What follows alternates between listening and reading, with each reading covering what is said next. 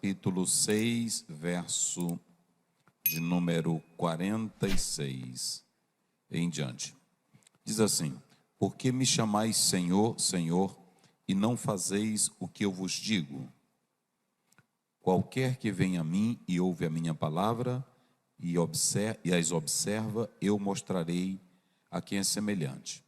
É semelhante ao homem que edificou a casa e cavou e abriu bem fundo e pôs os alicerces sobre a rocha.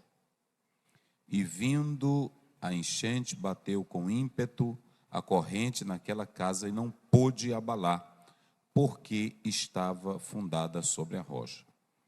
Mas o que ouve e não pratica é semelhante ao homem que edificou uma casa sobre a terra, sem alicerces, na qual bateu com ímpeto a corrente e logo caiu, e foi grande a ruína daquela casa. Nós extraímos do próprio texto, no verso 48, que não pode ser abalada. Então nós vamos falar hoje sobre esses versos na seguinte palavra: para não sermos abalados. Pode colocar aí a introdução, para a gente seguir aqui em frente com os nossos irmãos. Vamos lá. Para não sermos abalados, nós podemos perceber que uma construção, a construção de uma casa, a construção de um edifício, a construção de um prédio, depende da análise, aqui tem um engenheiro, depende da análise do solo, mas não somente da análise do solo. Se o solo for bom e o material for de péssima categoria, esse edifício ele não vai ficar de pé, ele vai ruir, ele vai cair.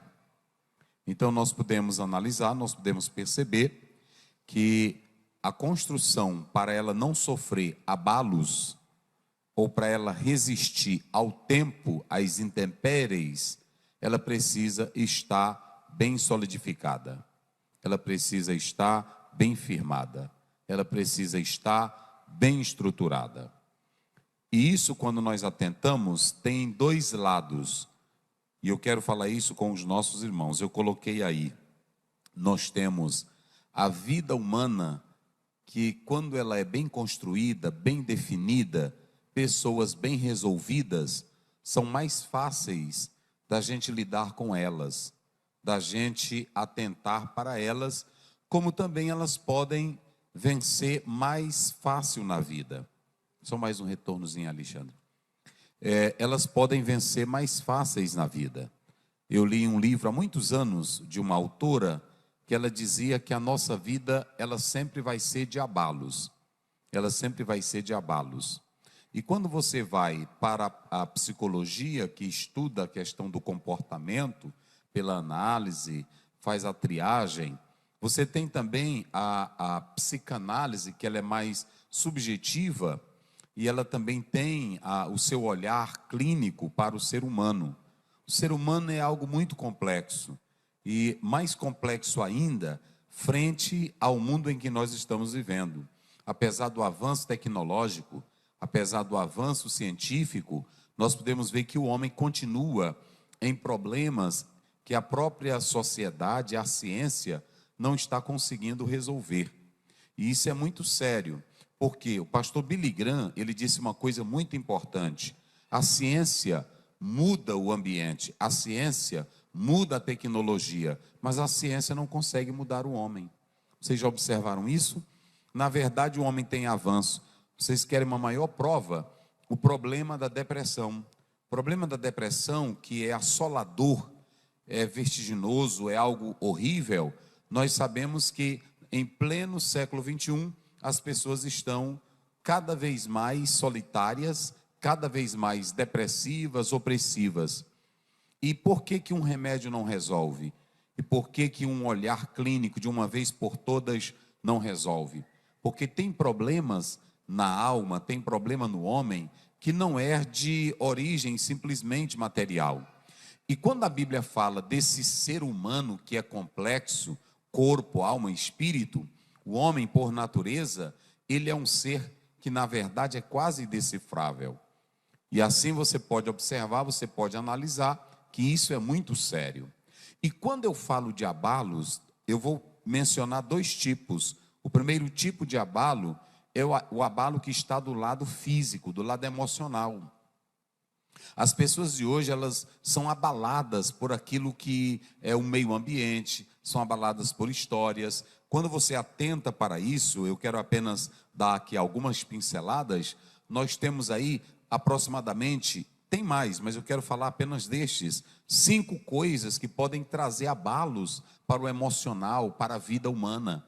São os traumas. Nós temos pessoas doentes na igreja, doentes na vida secular, porque elas estão trazendo traumas, coisas não resolvidas, coisas que aconteceram lá atrás, do passado, e que na verdade traz mágoa, traz dor, traz choro. Então você tem os traumas do passado, mas você também tem a perda. Existem pessoas que nunca mais conseguiram se estruturar na vida depois que perdeu o pai, perdeu a mãe, perdeu alguém da família. E isso é muito sério. Mas você pode perceber também que outra coisa que atinge o ser humano é o estresse. É claro que todos nós podemos ter aquele momento de estresse, de cansaço físico, mas quando isso se torna agudo, se torna crônico, de modo que a pessoa não tem concentração, não tem equilíbrio mental, isso vai gerando consequências, como por exemplo, ansiedade, como por exemplo, uma vida dominada pela depressão, essa vida do corre, da pressa, do querer, do desejar. Há um filósofo do século IV que ele dizia o seguinte, ele dizia: não se preocupe com a fama, não se preocupe com o dinheiro, não se preocupe com o poder, porque essas 3 coisas você não nasceu com ela e elas vão passando. Você tem que se preocupar com aquilo que vai lhe trazer paz. E sabe o que traz paz? É o equilíbrio do espírito, é o equilíbrio da alma. Se vocês analisarem, quer seja o escravo, quer seja o branco, quer seja o negro, quer seja o rico, quer seja o pobre, ambos ou todos possuem problemas. Mas tem uma coisa, o câncer do negro é o mesmo câncer do branco, ou seja, o dinheiro do branco não vai resolver o câncer dele. O problema mental de um homem branco, de um homem negro, é a mesma coisa. Não vai resolver, o dinheiro não resolve. Então, por isso que ele dizia, esse filósofo, que a melhor coisa é a paz de espírito. Ele salientava que quem tem o espírito bem definido, a alma bem tranquila, vive em paz com todos. Vocês sabiam, essas pessoas que são antipáticas, essas pessoas que são revoltadas, que tudo quer corrigir na hora, que gosta de dar sermão nos outros, são pessoas doentes. São pessoas doentes. Vocês podem ir atrás do registro histórico, da formação dessa pessoa, da construção dessa pessoa, porque nós somos seres em construção. Nós somos seres em construção. Isso está presente tanto na Bíblia, como na psicologia, como na pedagogia. O homem é uma tábua rasa, e o homem é um papel em branco. Isso já foi dito lá atrás. Então, nós somos aquilo que vamos sendo construídos pelos nossos familiares, pelos nossos pais, pelo ambiente social, pelas nossas escolas. Nós somos esse produto. Agora, o que eu quero dizer aqui aos irmãos e aos amigos é que aquela pessoa que não é bem construída, que ela não teve uma vida bem definida, ela vive revoltada com tudo.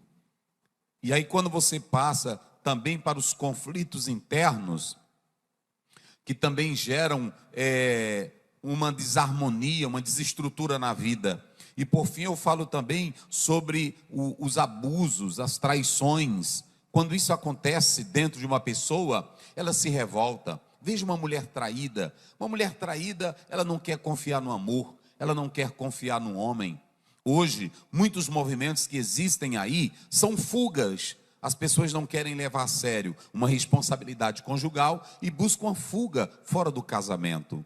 Outros dizem assim: eu não quero um relacionamento estável porque eu já sofri traição, eu quero me aventurar.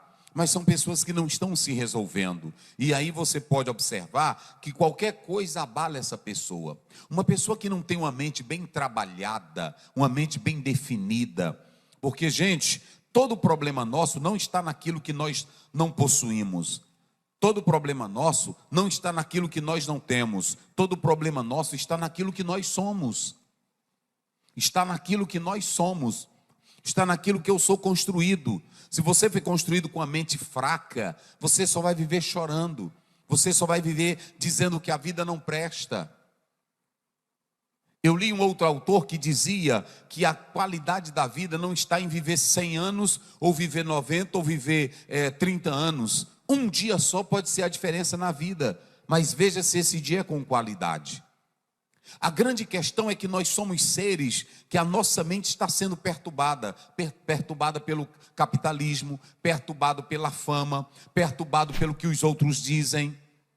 E na verdade, nós estamos faltando com a estrutura física. E essa estrutura física e emocional que não é bem trabalhada, qualquer coisa abala ela.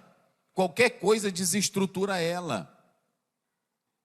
Como é que nós estamos construindo? Pegue uma moça daquele tempo, daquela época de 40 anos atrás. Às vezes eu digo isso, aí as pessoas dizem, mas também pega os homens lá atrás. Mas se vocês analisarem, antigamente uma mulher, ela carregava uma lata d'água na cabeça. Carregava, segurava um menino no braço, o outro no peito e o outro puxando a saia dela. E ela ainda tinha tempo de parar no caminho de casa e ficar batendo papo com as outras mulheres.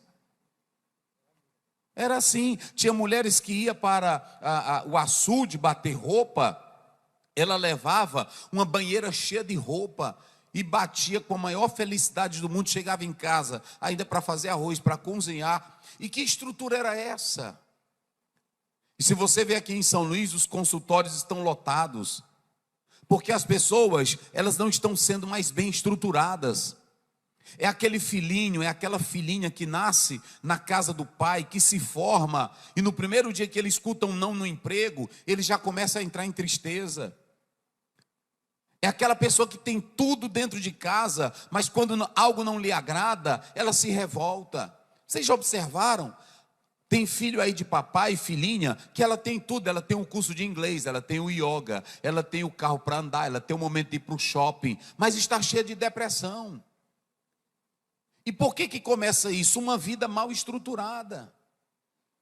Não são feitos para, na verdade, encarar a vida como ela é. É claro, tem muita coisa no Sêneca que eu não gosto, mas tem muita coisa que ele falou correto. Prepare bem a tua mente e vença lá fora. Quando o Sêneca falava isso, eu me lembrava de Paulo, Filipenses 4:8. Filipenses 4:8, Paulo já dizia isso. Antes de Sêneca, quanto ao mais, meus irmãos, tudo que é honesto, tudo que é verdadeiro, tudo que é puro, tudo que é justo, tudo que é amável, tudo que é de boa fama, se alguma virtude, se algum louvor, nisto pensai. O que leva uma mente a pensar no suicídio? O que leva uma mente a pensar que a vida não presta? Mentes fabricadas, instruídas de modo errado. Porque você pode muito bem viver uma vida em um estado terminal e ser feliz. Você pode muito bem viver na pobreza e ser feliz, porque a pobreza e a felicidade não dependem do ambiente, depende do teu espírito. E que tipo de espírito é o teu? Então, tem pessoas que qualquer coisa se abalam. E quando eu falo desses abalos no campo emocional, psicológico, mas tem uns abalos também espirituais. E quais são os abalos espirituais? Se você atentar para a própria história, o primeiro problema é o existencial. Quem sou eu? O que eu faço aqui? Qual é o sentido da vida? Por que eu nasci? São coisas que a ciência não responde. A teologia, a religião tenta responder. Mas também tem, dentro desse conflito existencial, tem um conflito também sobrenatural.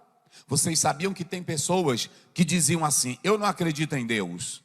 E quando foi para o hospital, que teve uma doença, lá no hospital teve uma experiência com quem?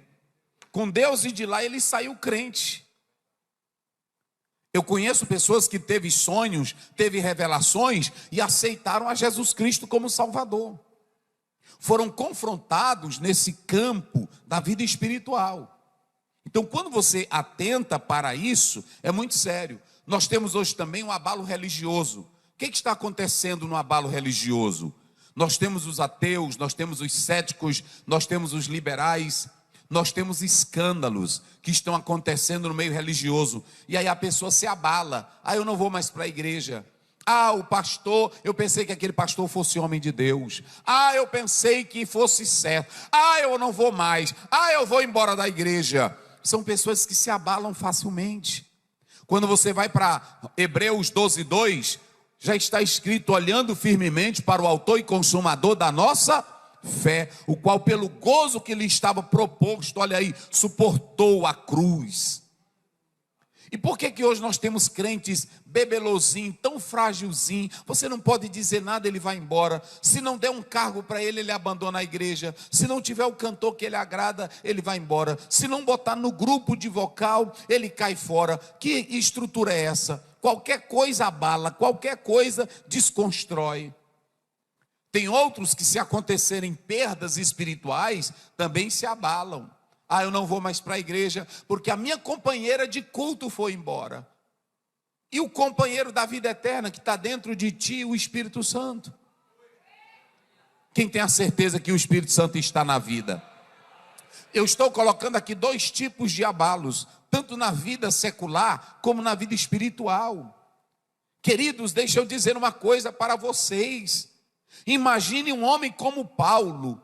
Eu vou falar isso daqui a pouco, mas eu quero colocar aqui 2 pessoas. Olhem para cá. Vocês sabiam que a melhor coisa é você aceitar e encarar o problema de frente? Porque se você encara o problema de frente, você não vai sofrer com ele. Eu vou te dar aqui um exemplo. Por exemplo, quando você lê Ruth, capítulo 1, verso 20, ela foi entrando na cidade. Ela tinha acabado de perder o marido. Ela tinha acabado de perder os 2 filhos. Olhem isso, olhem para cá, prestem atenção.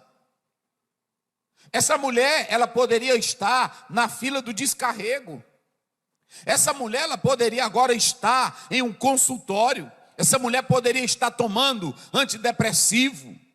Essa mulher poderia estar tomando remédio para controlar a vida dela. Mas por que Noemi não entrou em desespero? Porque ela aceitava a soberania de Deus. Se você crê que Deus está no controle das coisas, que Ele conduz a tua vida, você não se abala. Quem glorifica a Deus? Quando foram chamar ela, Noemi, ela disse: não, me chamem de Mara, amarga, sofrida, porque o Todo-Poderoso me amargurou. Olha aí. Ela tinha consciência que Deus estava fazendo isso com ela. Jó também abre a boca e diz: o Todo-Poderoso jogou flecha em mim, e quem é que pode tirar as flechas? Tem pessoas que ficam sofrendo: eu não cresci porque fulano de tal puxou meu tapete. Eu não fui porque ele primeiro foi no meu lugar. Eu não fui porque ele me traiu. Pare com esse chorinho. Pare com esse fracasso. Eu não sei por que eu vivo assim. A vida é um tédio, a vida é uma náusea. Está cantando como Raul Seixas. Eu me lembro que era rapazinho, tinha um garimpeiro, e ele me levava para a casa dele, eu não sei porquê. E lá ele pegava, e aí botava um gravador velho com um monte de luz. Eu pequeno, um monte de luz. Aí um camarada começava a cantar. E eu aqui nesse apartamento, com a boca escancarada, esperando a morte chegar. E eu não entendia nada. Eu disse: cara, é doido. Num apartamento, esperando a morte chegar? Quem é que vai esperar a morte? Nós esperamos é vida. Nós esperamos é vitória. Porque nós não temos negócio com a morte. Olhe para cá. A morte não é projeto de Deus, gente. O projeto de Deus é a vida. Vira aí para o teu irmão e aperte a mão dele e diga para ele: o projeto de Deus é vida. Diga: o projeto de Deus é vida.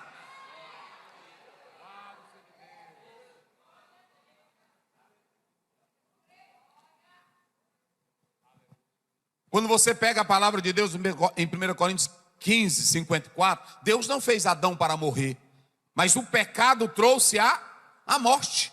Então morte não é projeto de Deus. Olhe para cá, a morte nunca está no futuro. A morte só está onde?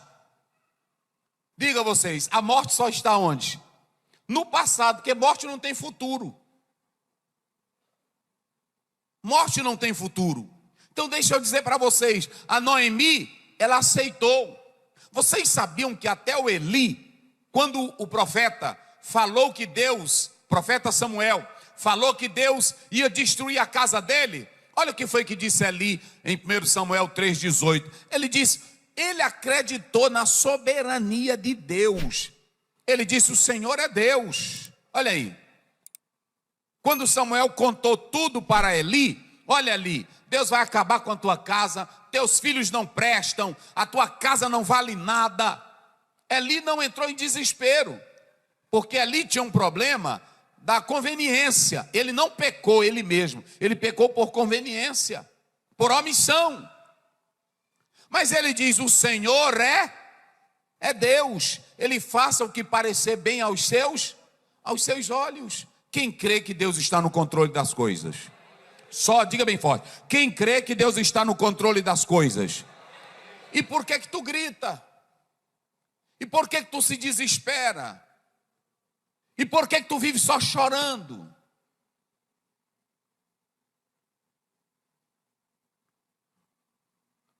Isso é muito sério. Então, quando você atenta para esse aspecto bíblico, eu vou mostrar agora dois homens que no meio da dor, no meio da prova, da perseguição, do desespero da vida humana, eles souberam encarar a vida. A angústia da vida, quem explica não é Sartre, quem explica não é Schopenhauer, quem explica é Jó. Quando Jó perdeu tudo na doença, e perdeu os filhos, perdeu o prestígio, aí alguém pensava que a vida para ele estava acabada. Ele até disse, bom seria eu não nascer. Mas no meio da prova, em uma noite, ele abriu a boca e disse, Jó 19:25, eu sei que o meu Redentor vive e que por fim ele se levantará. Só quem crê que ele vive, levante a mão. Só quem crê que ele vive. Deus estava no controle da vida de Jó. Quando você vai para 2 Timóteo 1,12, aí você vê o apóstolo São Paulo, olha aí, o apóstolo São Paulo diz para Timóteo, por esta causa eu padeço, meu filho, eu padeço tudo isto, mas eu não me envergonho do que eu estou padecendo. Paulo sabia que ia morrer, eu não me envergonho, mas olha o que ele diz nesse texto, porque eu sei em quem eu tenho crido. Aí está o diferencial. Ah, você foi desempregado, eu sei em quem eu tenho. Ah, mas aí o médico já desenganou, eu sei em quem eu tenho. Ah, mas você está perdendo as coisas, eu sei em quem eu tenho. Deus está no controle, e como Ele está no controle, Ele sabe o que é melhor para mim, o que é para você. Agora sirva, sabendo que Ele é quem controla tudo. Quem glorifica a Deus? Eu sei que o meu Redentor vive. Aí quando você vai para esse mesmo homem, basta você ler do 35, Romanos 8:35, ele diz, que diremos pois destas coisas, se Deus é por nós? Aí ele diz, nem a espada, nem a perseguição, nem a luta, nem o presente, nem o porvir, nem a doença, nada me separará do amor de Cristo Jesus. É isso que é estrutura. Quanto mais você faz do seu medo o teu gigante, mais você vai viver preso nele. Eu vou te dar um conselho de Deus aqui esta noite.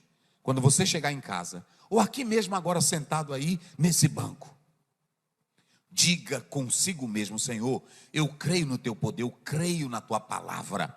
E esse meu medo e essa minha tristeza, eu vou jogar nos teus braços, nas tuas mãos, porque o Senhor é quem cuida de mim, e seja o que quiser, porque quem está no controle é Ele. Quem glorifica a Deus, quem está no controle é Ele. Diga isso bem forte, quem está no controle é Ele. Quem está no controle é Ele. Ah, pastor Zé, mas minha mente é fraca, a minha mente é perturbada. Eu tenho também um recadinho para a tua mente fraca. Coloca assim a tua mão aqui na tua cabeça, assim, coloca aqui desse lado. Deixa eu te dizer uma coisa. Nesta noite, O Senhor Deus, Ele está te dando o que Ele já te deu, o capacete da salvação. Ele já colocou, está lá em Efésios 6, o capacete.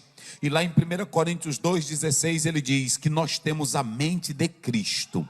Então essa mente que diz para você se matar, essa mente que é perturbada, essa mente que é agitada, é o diabo tentando trabalhar e te descontrolar. Mas sabe como é que se controla a mente? Sabe como é que se controla a mente? Chamando Cristo para a tua vida. Sabe como é que se controla a mente? Fomentando nela aquilo que é de Cristo, aquilo que é bom, aquilo que é amável, aquilo que é justo, aquilo que é de boa, é agradável, nisto pensai. Então agora, na autoridade do nome de Jesus Cristo, toda mente fraca, o Senhor está trocando agora a mente fraca pela mente de Cristo, e o Senhor está renovando a tua mente agora, o Senhor está curando a tua mente agora, em nome de Jesus Cristo, em nome de Jesus Cristo. Medo, angústia, desequilíbrio mental, o Senhor está curando agora. Se você crê, toma posse desta palavra.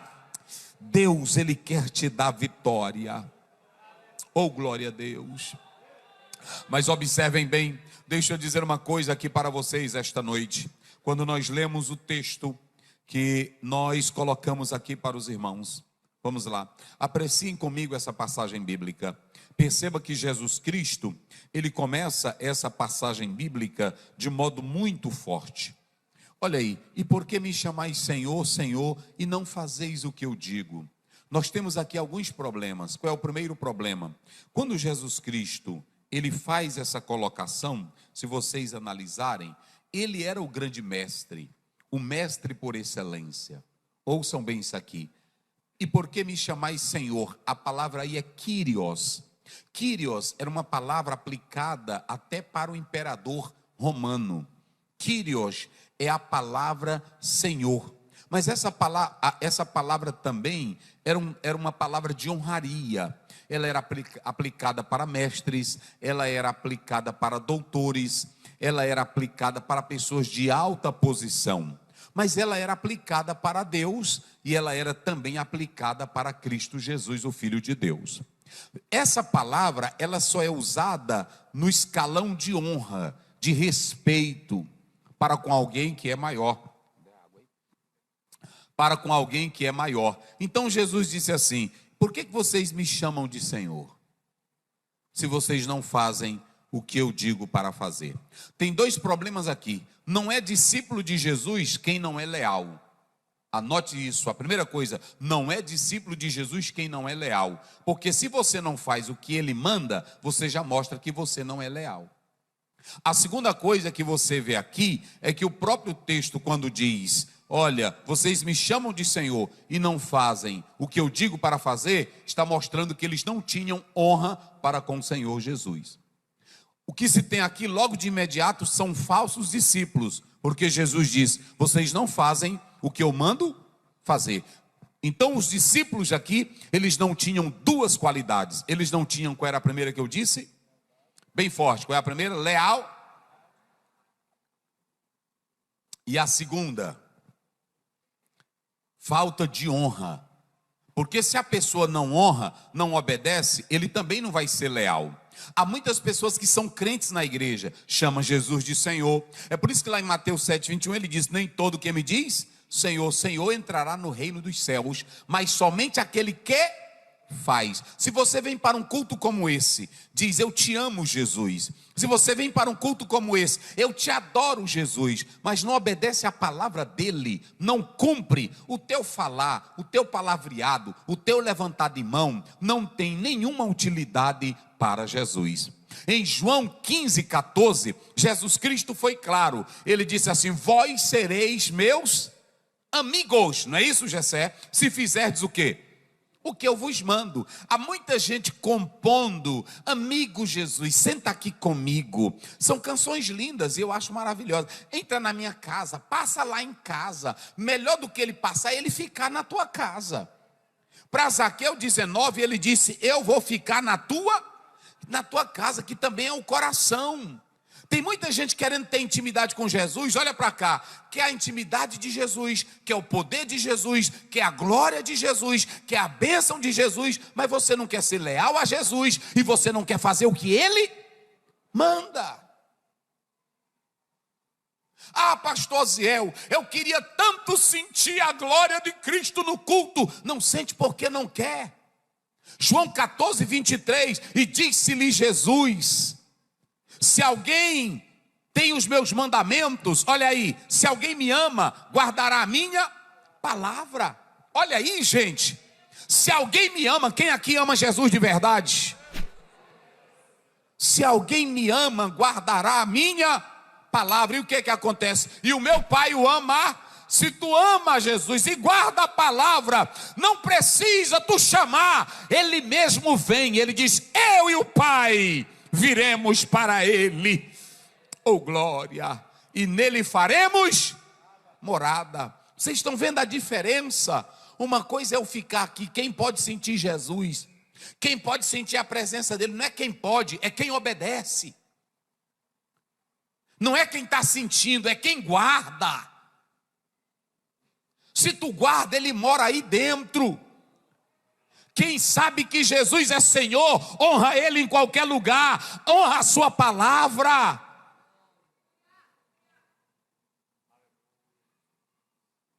Então, esse Senhor Jesus, Ele está dizendo: vocês me chamam Senhor e Mestre, mas vocês não fazem o que eu faço. Coloca lá o texto, vamos lá, seguindo. A segunda coisa, o texto. A segunda coisa que nós podemos ver nesse texto bíblico, o texto bíblico, irmão, é o versículo.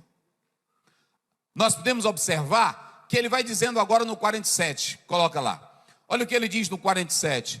Qualquer que venha a mim e ouve as minhas palavras e as observa, eu lhe mostrarei. Qual é a maior prova? Olha para cá, deixa eu fazer uma pergunta. Qual é a maior prova que você dá que Jesus está dentro de você? Qual é a maior prova que você é discípulo dele? Os frutos. A maior prova que você é discípulo dele é a essência do ensino dele em você. É quando você corresponde com aquilo que ele ensinou. Então, olha o que ele está dizendo. E aquele que vem a mim, ouve as minhas palavras e as observa, eu vou mostrar como é ele. Preste bem atenção, o ensino de Cristo tem que alterar a tua vida. O ensino de Cristo tem que mudar você, querido irmão. Querida irmã, eu não acredito que o ensino de Cristo entre em você e você continua no erro. Eu não acredito. Eu acredito que quando o ensino de Cristo entra dentro de você, você grita. Você passa a saber quem é Ele. Lá em João 1,49, vocês sabem quando teve aquele diálogo de Natanael. Aí a Bíblia diz que quando ele chamou Natanael, ele responde: tu és o Cristo, tu és o Rei de Israel. Veja que naquele diálogo, um homem disse para Cristo: tu és o Filho de Deus. E ele disse: só porque Filipe te chamou e te disse que tu estava, quando eu te vi debaixo da figueira, só porque eu te disse isso, tu crestes? Coisas maiores tu verás. Então olha para cá, qual é a maior prova de que um discípulo, de que um seguidor de Jesus tem o ensino dele na vida? A maior prova que a pessoa tem o ensino de Cristo na vida é quando aquela pessoa corresponde com o que Cristo ensina, com aquilo que Cristo fala. É isso que é interessante. Observe o versículo. Agora ele vai mostrar como é que a pessoa prova que o ensino está dentro dele. Coloca agora o 48. Vamos lá. Olha aí. Eu comparo o homem que obedece a minha palavra, o homem que me escuta, aquele que edificou a casa. Mas olha como é que esse homem ele edifica. Ele primeiro cava, ele abre bem fundo, ele põe alicerces e ele coloca a rocha. Isso aqui é reflexão, isso aqui é sabedoria. Ele está dizendo que a pessoa que recebeu o ensino dele no dia a dia, na vida constante, na vida diária, ele vai mostrar isso aqui. Olha, irmão, cavou. Se você pegar Mateus e Lucas, você vai ver a diferença. A diferença é que esse homem aqui de Lucas, ele vai edificar com algo mais profundo. Olha aí, cavar. Não pode, olha, é impossível você querer a vida com Jesus se você não cava. Tem crente que é todo o tempo na cacimbazinha, tem crente que é todo o tempo só no tanquezinho, ele só bebe no balde, só bebe no balde, só bebe no balde. Ou seja, nada na vida dele evolui, ele não cava. Agora, quem se aprofunda, quem se joga nas profundezas de Cristo, bebe mais profundo dele. Eu não me contento, irmão, só eu chegar no culto e eu ficar cantando o hino da harpa, por exemplo. Nós abrimos este culto. Aí canta no formalismo, canta numa frieza. Olhe para cá, deixa eu te dizer, crente tem que ser como Moisés. Moisés viu o mar vermelho abrir, Moisés viu as pragas caírem, Moisés viu Deus mandar maná, mas no capítulo 33, ele disse: eu quero mais, eu quero ver é a tua face. Tem que ir mais fundo, meus irmãos. Quem quer cavar mais fundo aí? Quem quer? Quem quer ir mais? Não se contente só com essa vidazinha do domingo, não, irmão. Tem irmão que só aparece aqui no domingo. Não lê Bíblia, não ora. Tem deles aqui que só busca Cristo e só chora quando vem o problema. É bom tu cavar agora. Cava mais fundo. Vai mais profundo. Deixa a água dar nos artelhos, deixa dar no tornozelo, deixa dar no joelho. E quando você der fé, você não consegue mais nadar e se lança no mar espiritual com Cristo, bebendo das águas profundas. Quem glorifica a Deus? Não se contente não, irmão, só com essa vidinha que você leva. Peça para Deus: Senhor, eu creio na tua palavra, eu creio no teu Espírito Santo, me usa, Senhor, toca em mim, Pai, me enche de poder. Não se contente não, meu irmão.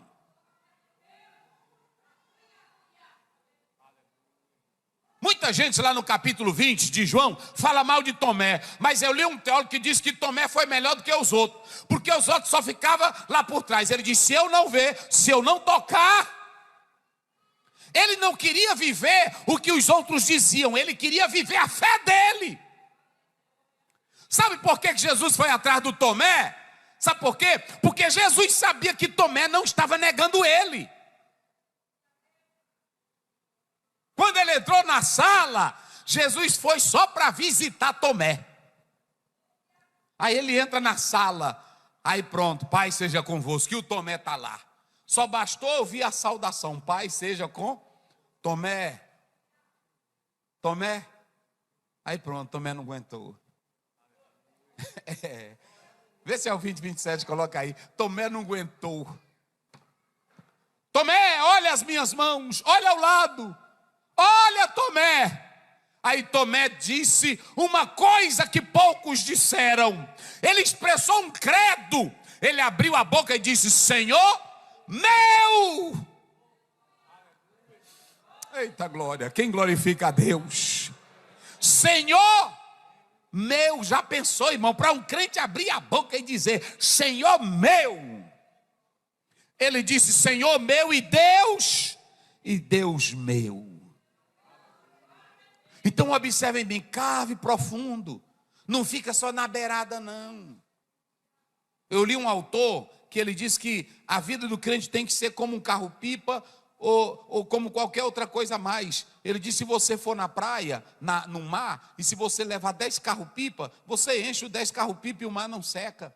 Se levar 1 milhão, enche, o mar não seca. 1 trilhão, enche, o mar não seca. Todos os carro-pipa do mundo, enche, o mar não seca. Assim é Jesus Cristo. Não vá para ele com um baldezinho, velho, não vai com carrinho pipa.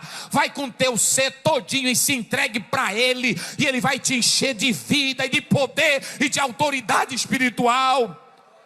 Pare dessa vidinha medíocre. Não dependa só de cantor para ser crente. Não dependa só de pregador para se alegrar. Deixa o Espírito fazer festa dentro da tua alma. João 7, 38 e 39.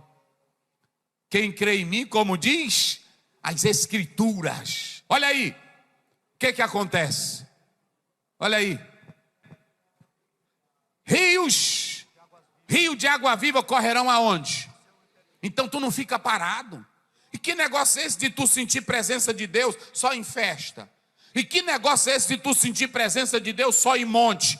Eu sinto a presença de Deus 24 horas, porque Ele está vivo dentro de nós. Só quem acredita, só quem pode levantar as mãos e dar o maior glória para Jesus. Calma, meu irmão. Vá beber nele.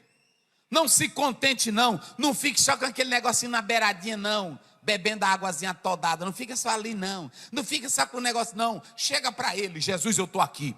Me enche mais da tua glória, do teu poder. Eu sei que o Senhor já me deu a vida eterna, mas Senhor, me massacra, me domina, me enche. E o Senhor, tu vai ver, tu vai nadar, tu vai... Eita, irmão, por que aquela irmã é todo o tempo cheia? Por que aquele irmão, na hora que escuta um hino, ele chora? Por que aquela irmã, na hora que escuta uma mensagem, já é dizendo glória a Deus? Eu sempre digo que crente, ele tem, até agora eu comecei, que Deus vai botando na boca da gente, aí ele vai botando. Mas eu vi agora de um pregador, eu vi um histórico, há mais de 30 anos, que o pregador dizia: o Senhor está começando a aquecer as turbinas. Por que o avião, você sabe que ele vai voar? É porque ele sabe a hora certa que ele diminui as turbinas, mas ele sabe a hora certa que ele levanta. Assim é o crente, irmão. Tu não pode estar crente, eu sempre digo, tem que ser que nem bujão a gás, fogão a gás. Na hora que triscar tem fogo lá. Não existe esse negócio do crente ficar: ei, irmão, eu estou daquele jeito. Tu tem que cavar e beber mais profundo, e o Senhor vai iluminar a tua vida. Tu queres ver? Coloca aí Efésios 1,18, para você beber profundo. Pastor Zé, eu quero ter experiências grandiosas. Olha aí: tendo iluminado os olhos do vosso entendimento, para que saibais qual seja a esperança da sua vocação e quais as riquezas da glória da sua. Você sabe qual é o tamanho da riqueza em Cristo? Você sabe o tamanho da glória em Cristo? Então vai beber profundo. Você espera de mim que eu te alegre? Você espera de mim que eu mostre como é o céu para você? É não, meu filho, é tu. É tu de madrugada sozinho com Deus. É tu bebendo na fonte, e o Senhor Deus vai te dando vitória. Aí é como diz o Lucas Lima, né? Que o irmão estava orando na igreja, e aí ele orando, e o irmão começou a orar, e aí quem está frio mesmo não vê o sobrenatural, e o irmão começou a orar, e aí só dizia: a grande, a grande, a grande, a grande. E aí os auxiliares olhavam para ele, e o outro olhava: esse bicho está doido. E a grande, até o pastor também, porque o pastor quando está frio também é do mesmo jeito. E manda calar. Aí ele disse: vai lá naquele irmão, vê o que ele quer com o negócio de a grande, a grande. Aí todo ele repetia: a grande, a grande, a grande, a grande, a grande, a grande, a grande, a grande. Aí o irmão foi lá: ei, irmão, o pastor mandou eu vir perguntar aqui, o que tu tem? A grande. Por que tu anda só essa oração? Por que tu não ora em nome de Jesus? Ele disse: não, vai lá dizer para o pastor. É que eu estava orando aqui, estou vendo uma visão de 3 torneiras de ouro. 3 torneiras. E o anjo está perguntando qual é que abra, porque tem uma média e tem uma pequena, e no meio tem uma grande. Ele está perguntando qual é a que eu vou abrir. E eu estou dizendo para ele: é a grande, é a grande, é a grande, é a grande. E quem quer que a torneira grande se abra aqui? Quem quer que a torneira grande? Mas tu tem que crer. Eita glória, quem glorifica a Deus?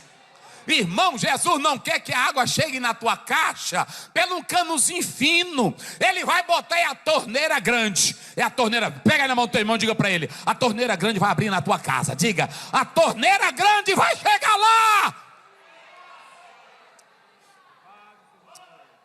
Oh, glória a Deus. Olha para cá, a torneira de Deus nunca é pequena. Quando você pega 2 Reis 4, a mulher foi chorar para o profeta, pedir só para ele pagar a dívida, não foi? Olha, meu marido morreu e eu não sei o que é para fazer. Ele disse: olha, volta para casa e pega vaso e arruma com todo, onde você puder. Ela botou vaso em tudo que era lugar do quarto.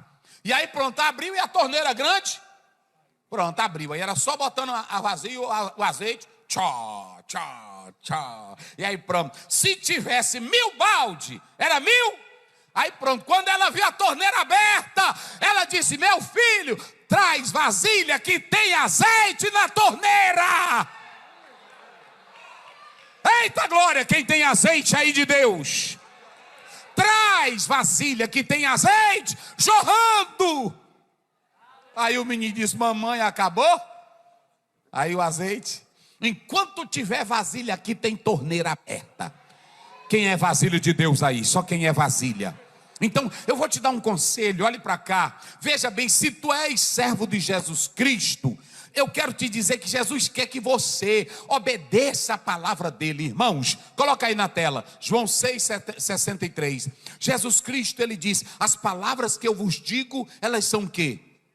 Espírito e vida. Olha para mim aqui, olha para cá. E por que você, olha aí, o Espírito é o que vivifica a carne. O Espírito é o que vivifica a carne para nada aproveitar. Agora as palavras que eu vos digo, pega a tua Bíblia, levante ela. Pega essa tua Bíblia, levante ela. Isso aí é palavra de Jesus. Eita glória, isso aí é palavra de Jesus. A palavra que eu vos digo, elas são o quê?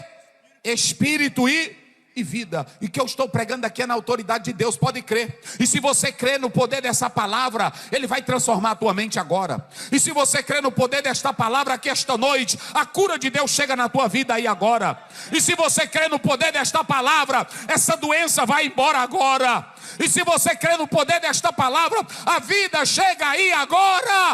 A palavra que eu vos digo, elas são espírito e vida. Espírito e vida. Deixa essa palavra entrar, meu irmão. Deixa ela quebrar você, deixa ela queimar você. Então observem bem, Jesus estava dizendo: escutem a minha palavra, porque se vocês escutarem, elas são espírito e... Então cava. Se essa palavra é vida, por que tu não cava? Cava. Olha, bota lá, meu filho. Esse homem aqui foi muito inteligente. Ele cavou, ele disse: já que é Jesus falando, e o que ele dá é bom, eu vou cavar. Ele cavou, mas ele não se contentou. Ele fez o que mais? Cavou mais fundo. E aí depois ele pegou o alicerce, que é Cristo. Cristo é, olha, duas coisas aí. Digam comigo bem forte que eu vou encerrar agora. Digam comigo: alicerce e rocha. Vamos lá, alicerce e rocha. Aqui está um engenheiro, ele é crente. Ele tem vocação ministerial. Mas eu estava lendo nesse texto e eu fiquei me perguntando por que a Bíblia fala de alicerce, porque o alicerce é feito com o quê, doutor? Tem pedra, rocha mesmo, pedaço de rocha. Ele bota a rocha também, bota? Agora esse homem aí, eu não sei por que ele foi botar alicerce sobre a rocha. Se vocês pegarem Mateus 16, 18, Jesus disse: eu sou a rocha. Escute bem o que nós vamos analisar aqui. Ele diz: sobre esta pedra eu edificarei a minha igreja. Só que nós temos uma questão aí. Esse homem foi muito inteligente. Ele cavou, e ele cavou mais fundo para botar os alicerces. Os alicerces fala de Cristo. Mas e a rocha? Prestem bem atenção. A rocha, Petra, Petros, se vocês analisarem, a pedra lá em Mateus é Cristo. Agora, quando você vai para Efésios 2:20, a Bíblia diz: edificados sobre o fundamento dos apóstolos e profeta e de Jesus Cristo, que é a pedra da esquina. Olhe para cá, pode ter várias pedras como nós, mas eu sou pedrinha, você é pedrinha. Agora tem um pedrão aqui dentro que não tem diabo que destrua. É Jesus Cristo, o Filho de Deus. Pegue a tua casa e bota nessa pedra. Eita glória, quem glorifica a Deus? Pegou o mistério aí? Pega a tua casa e bota nessa pedra. É por isso que quando você vai para 1 Coríntios 3:10, Paulo diz: veja cada um como edifica. Porque esse homem aí foi inteligente. Ele disse assim: olha para cá, irmão, olha para mim aqui. As palavras de Jesus são espírito e... Então ele disse: eu vou pegar essas palavras e vou colocar dentro de mim para que eu tenha vida. E por que você está chorando dentro desse apartamento, dentro dessa casa? E por que você está triste no seu carro? Pega essa palavra que é vida. Senhor, eu creio na tua palavra. Senhor, me dá vida pela tua palavra. Senhor, me sustenta pela tua palavra. Senhor, me levanta pela tua palavra. E o Senhor Deus vai te levantar desse marasmo, dessa tristeza, desse enclausuramento. Eu estou aqui na autoridade de Deus, irmão, para dizer a você uma coisa: o espírito de morte não tem autoridade sobre a tua vida, porque Jesus já te livrou da lei do pecado e da morte. Da lei do pecado. Levante a tua mão nesta noite. O espírito de vida em Cristo Jesus já te livrou da lei do pecado e da morte. E você está na rocha que é Cristo. E na rocha que é Cristo não tem tempestade, não tem vendaval que te destrua. Jesus é o teu alicerce.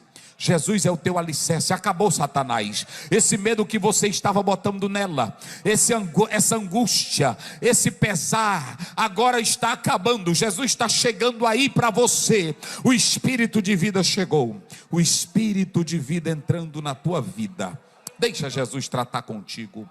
Deixa Jesus tratar contigo. Ah, pastor Ziel, mas irmão, olhe para cá. Tem irmão que qualquer coisinha desestrutura ele. Qualquer coisinha. Quando vem um problema do filho, aí ele diz: olha os meus nervos abalados. Tem irmão que é crente, olha para cá. Eu conheço irmãs do ciclo de oração que são crentes, mas elas andam assim. Elas estão andando assim. Aí eu pergunto, um dia eu estava em um congresso e eu ia saindo e uma irmã assim. Eu disse: o que a senhora tem? A irmã disse: pastor, ela era dirigente do ciclo de oração, mas teve um problema desde esse tempo para cá, esse problema entrou nela. Deixa eu dizer uma coisa para vocês: se tu também não tomar a tua decisão, você não vence. A mulher que tinha um fluxo de sangue, ela tinha quantos anos sofrendo? 12, e não tinha mais solução, e ela já tinha gastado o quê? Ela só poderia esperar o que agora? Ela só poderia esperar a morte. Mas ela disse: não, eu não vou só esperar a morte, porque eu estou sabendo que tem aí o Jesus de Nazaré, que anda pelas ruas curando e libertando. Eu vou, mas olha para cá. Além do problema, ela estava com fluxo de... Ela não poderia se aproximar de nenhum homem de judeu, porque ela era imunda. Ela não era só doente, ela era imunda. Mas olha a atitude dessa mulher. Às vezes tu não recebe a bênção, não é porque Jesus não quer te dar, é a tua falta de atitude. Eu vou ficar aqui mesmo, irmão. É assim mesmo. Agora há pouco saiu daqui de casa um irmão, disse que a mãe dele morreu assim, o pai dele morreu assim. Mas tu não é ele. Te levanta, ergue a tua cabeça, saia desse marasmo, desse enclausuramento, e diga: o meu Redentor vive. Eu posso crer no amanhã. Diga isso: eu posso crer no amanhã. Ela foi, tocou, foi curada ou não foi? E uma mulher que andava encurvada há 18 anos, era feio para ela. Era uma mulher feia, da postura dela. Ela não teve vergonha, foi até Jesus. E Jesus pegou aquela mulher no dia de sábado e libertou ela do demônio. E disse ela: fique liberta. A mulher que andava encurvada, a véia só chorando, Jesus endireitou ela, e ela foi andar como uma madame. O recado de Deus aqui esta noite é: Jesus quer acabar com o teu sofrimento, mas depende da tua atitude também. Então, em primeiro lugar, você tem que honrar. Se você honrar o mandamento, se você honrar o ensino, se você der prova que está fazendo, o milagre chega na tua vida. Coloque aí o final do versículo. Olha aí, o verso 49. Agora ele diz: mas o que o 48, para me encerrar. Olha a parte B. Aí ele diz: olhe para cá, se a casa, diga comigo, diga bem forte: cavou fundo. Vamos lá, cavou fundo. Não, só quem tem boca, diga bem forte: cavou fundo. Botou os alicerces, botou a rocha e botou a casa.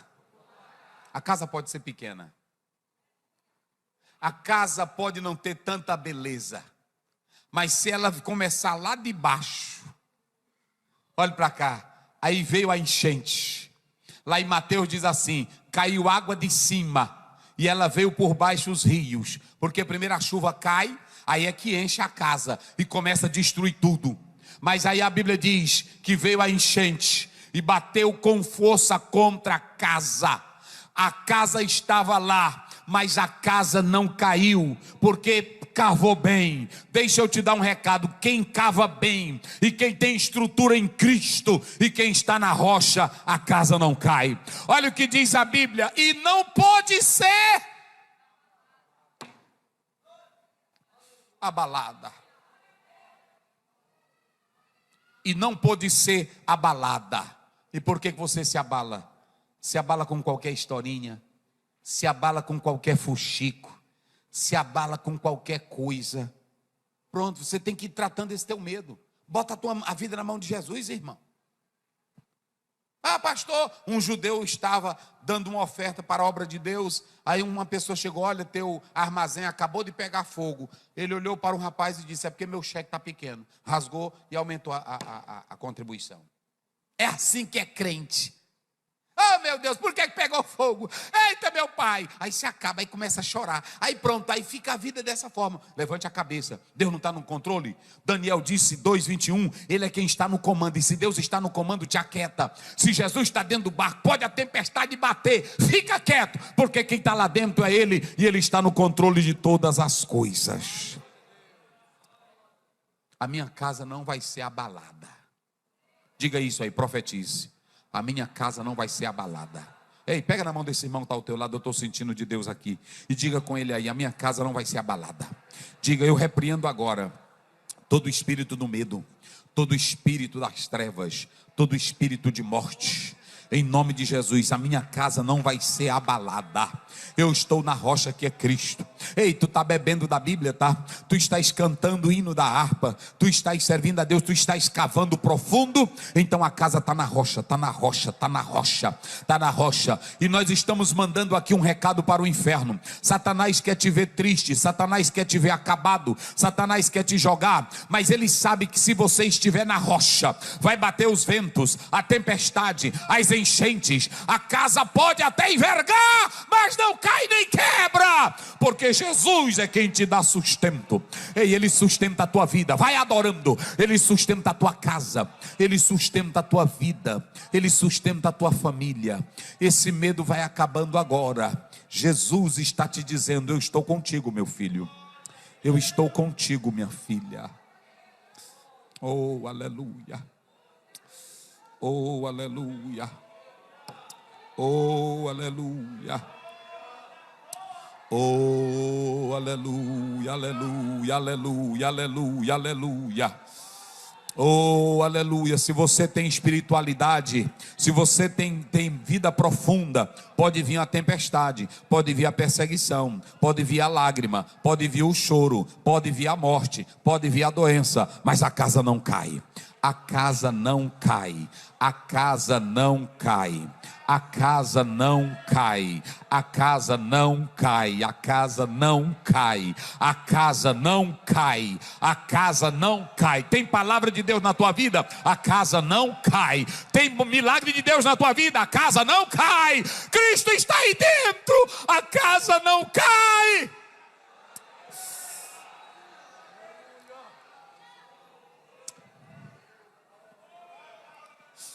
Aleluia. Coloca lá, meu filho. 2 coisas para você nunca ser abalado. 2 coisas. Eu finalizo com isso aqui. Coloca lá. 2 coisas. Eu só coloquei 2 coisas para a sua casa não ser abalada. O primeiro ponto que nós colocamos aí: para a sua casa não ser abalada. Escute o mestre. Está aí. Ouça Jesus. Olhe para cá. Escute o mestre. Olhe para mim aqui. Se alguém diz que você vai morrer, não ligue para ela, não ligue para ele. Se alguém diz assim: eu também sofro disso, não viva disso. Você tem que ouvir a palavra do mestre. E a palavra do mestre tem vida. E a palavra do mestre tem poder. Quem crê na palavra do mestre? Quem crê? Jesus disse para o centurião em Mateus 9: vai, o teu servo já está curado. Ele foi e encontrou o servo curado. E ele disse: manda tão somente uma palavra. Quem crê no poder da palavra de Cristo? Quem está liberando essa palavra de autoridade? Você tem essa palavra de autoridade, irmão. Então é o seguinte: escute a Jesus. Ah, eu posso ir num psicólogo, pastor? Pode. Eu posso ir no psiquiatra? Pode. Eu posso ir no filósofo? Pode. Eu posso ir no terapeuta? Pode. Eu posso ir, pastor, no maior advogado? Pode. Mas ele não é o teu mestre. Ele tem palavras de teorias, mas nenhum deles tem palavra da vida. Só quem tem palavra da vida é Jesus. Só quem tem, aleluia. A Marta e Maria, lá em João 11, disseram: já cheira mal, porque é de 4.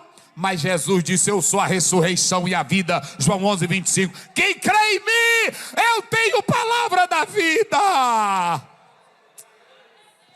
Lázaro, sai. Eita glória. E Lázaro saiu com vida. Com vida. Com vida. Com vida. Com vida. A segunda coisa para a tua casa não cair, olha aí, nós precisamos edificar bem. Assim como eu falei agora, de estrutura, você pode observar, irmão, a estrutura mental, a estrutura de um pai dentro de casa, com um filho, vai fortalecendo ele, para que ele seja um homem, para a mãe vai fortalecendo a criancinha, a meninazinha, para ser uma mulher. E aí observem bem, eu estou dizendo que quem edifica a vida em Cristo não tem nada que possa lhe destruir. Se a tua casa está em Cristo, você vai ficar sempre de pé. Quem glorifica a Deus?